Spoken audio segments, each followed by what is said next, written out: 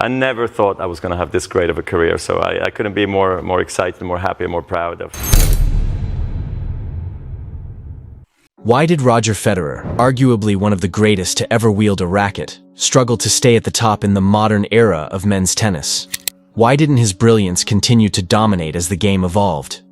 In this video, we'll explore the changing nature of professional tennis over the past decade and a half, Roger Federer's strengths and limitations, and pinpoint where the game's evolution exposed cracks in even his seemingly perfect armor. Let me be clear, this isn't about diminishing Federer's legacy. It's about understanding why even extraordinary talent sometimes can't fully adapt to structural shifts. Let's break it down. Fluid technique, shot variety, shot-making intuition. One of Federer's defining features is how many different forehands, backhands, angles, spins he could deploy. Analysts have shown that his forehand doesn't fit neatly into classical or extreme models. It often blended both, letting him generate speed, spin, variety all in one swing. In rallies, he could redirect aggression, change pace, use slice, step into the ball, absorb it, drop shot, mix in volleys. His shot-making was a chess game, footwork, anticipation, taking time away. In his prime, Federer's footwork stood out. He'd take the ball early, move so fluidly that his opponent would feel he had less time to react. He effectively stole time in many rallies. His anticipation and court vision let him sense where the next ball might go, so he rarely seemed caught flat-footed. That's partly what made his transitions look effortless. Serve, volley, net play. As weapons, Federer was comfortable at the net with an adaptable game.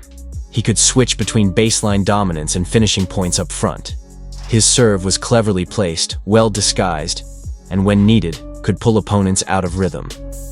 To understand where Federer struggled, you have to see how tennis around him changed. Slower surfaces, higher bounce, heavier balls, more spin over time. Many tournaments slowed down their courts. Balls got heavier, baseline rallies became more prominent. The bounce got higher. That shift favored heavy spin from the baseline, as with Nadal, Djokovic. Shots that were once nice to have turned into base-level demands. Consistent deep ground strokes, high tolerance, sustained pace, little margin for error. Physicality, speed, endurance, consistency. Players became more athletic across the board.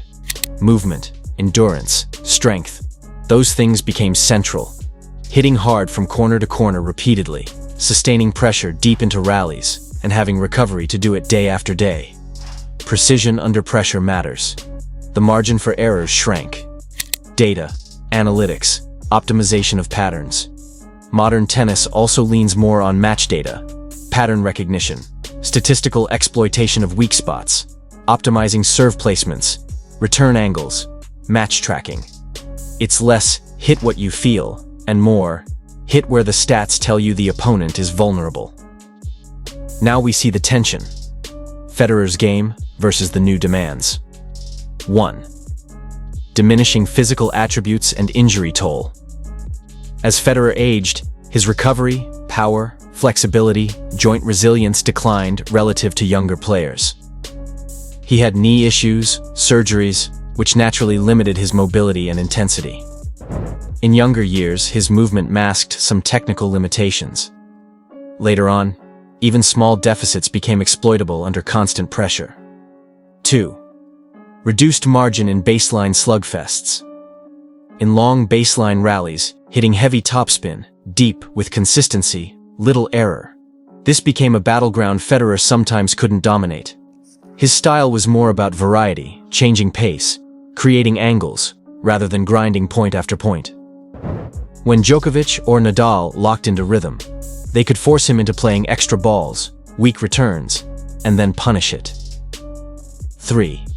Less stolen time as opponents responded in his earlier era, taking the ball early and redirecting use to disrupt many players. But as players improved with foot speed, anticipation, returns, that disadvantage narrowed. Younger opponents started to recover better, take charge earlier, and nullify some of Federer's time-stealing maneuvers. 4. Serve neutralization, return pressure, broken rhythm. The return game became more aggressive across the board.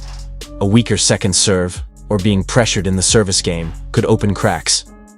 In big matches, Federer sometimes couldn't assert the same dominance off-serve as newer stars under pressure. His margins of error shrunk. Mishits or slight misplacements cost more. 5. Injuries. Time lost, rust, mental adjustment. Stretching recovery periods, tournaments skipped, rhythm broken. All of these came to Federer later in his career. Each enforced break meant readjusting to match speed, adapting to slight changes, regaining consistency. When you're as precise as Federer, even small discrepancies matter. To solidify these points, let's run through a few matches or stretches where the friction became visible. 2008 Wimbledon final versus Nadal. This is often called one of the greatest matches ever. Federer, a master of classical grass tension, lost to Nadal in 5 sets. Nadal's lefty topspin, heavy forehand, relentless bounce. He exposed Federer's backhand in long exchanges, pushing him into scrambling. Federer fought beautifully, but the modern spin dynamics, extended rallies, and physical wear showed their teeth. The later years, 2019 Wimbledon final versus Djokovic. By then, both Federer and Djokovic were older, but Djokovic was arguably better adapted to the modern baseline war.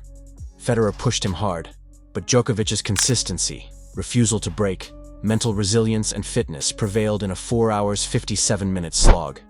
In that match, the margins were razor thin.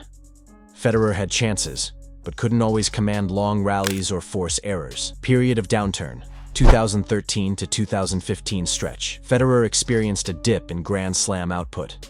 His injuries and slight decline in consistency coincided with Djokovic's rise, Nadal's dominance, and a new wave of baseline-oriented players. Even in lesser tournaments, losses to lower-ranked opponents became more frequent. This period showed the limits of relying purely on shot-making artistry when consistent pressure was applied. It's not like Federer stuck his head in the sand. He did make adjustments. Racket change, technique tweaks. He moved to a slightly larger head racket to give himself more margin and forgiveness. That allowed him to sustain his shot-making despite age-related decline. He refined his backhand to take on balls earlier, reduced the time opponents had to exploit it. Coaching shifts, tactical evolution. Bringing in Edberg later on, he experimented with more serve and volley elements, net approaches, more variation in court positioning. He re-emphasized taking time away, using the serve more aggressively, changing up pace and angle rather than just pure flair. Successes of adaptation, but limits. These adaptations led to resurgences. The 2017 season was one. Federer reasserted himself as a major force, but each comeback required peak physical condition, surgical timing, and a degree of reset that not every athlete can maintain indefinitely. Let's get realistic. Some challenges are systemic, not just technical. The style bucket trap Federer's game was built on artistry, variation, subtle angles. It's hard to completely change out of that, to become a baseline grinder or heavy spinning machine overnight. There are mechanical, mental, muscle memory costs to radical change. You can tweak, evolve, adapt, but wholesale reinvention is rarely fully effective at top levels, especially late in a career. Age curve and recovery window. A young player has flexibility, time to experiment and absorb. Federer, in his 30s, had less margin. Injuries, recovery, degenerative strains made adaptation riskier. When you lose weeks or months, catching up to evolving opponents is harder. Opponent evolution is not static. As Federer adapted, everyone else did too. The new generation had grown up already internalizing baseline-heavy, physically intense, data-driven tennis. He was adapting into a moving target. By the time you shift your game, the game has shifted again. Mental load and margin of error. When your game depends on precision, the mental weight of every shot increases.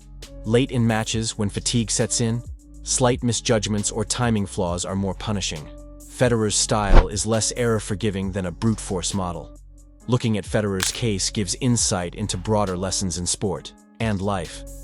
Even elite talent sometimes can't fully outrun structural evolution. Adaptation is harder when you excel in one paradigm. Timing matters. The earlier you change, the more runway you have. The margin for error shrinks over time, emphasizing consistency, durability, and optimization. Legacy remains irrespective of the perfect adaptation. Federer's artistry and achievements are timeless. So, why couldn't Roger Federer fully adapt to the new era of tennis? Because the game around him changed in ways that pressed his soft edges. He was less able to dominate in baseline wars.